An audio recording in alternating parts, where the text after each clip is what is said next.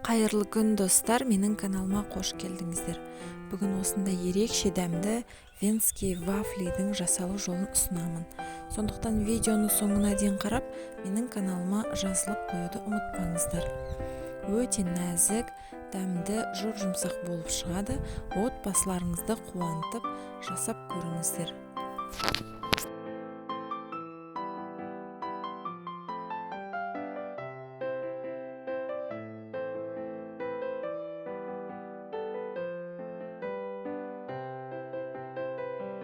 Барлық заттарды описание бөліміне жазып қалдырамын, сол жерден қарасаңыздар болады мөлшерін.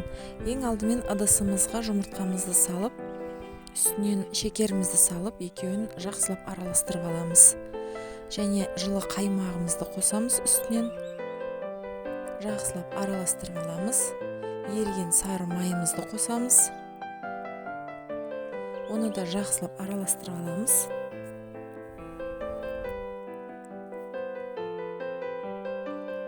Енді ұнымызға қамыр қопсытқышымызды қосып,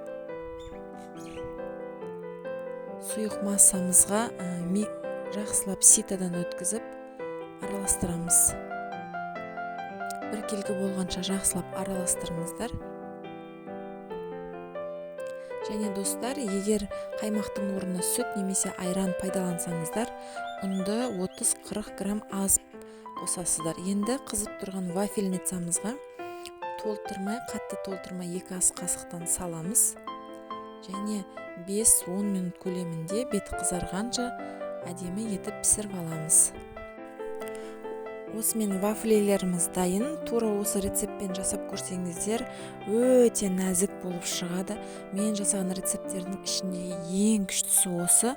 Барлығыңызға ауызашарға немесе балаларыңызға таңғы асқа жасап беруге кеңес беремін. Сіздермен болған сандуғаш.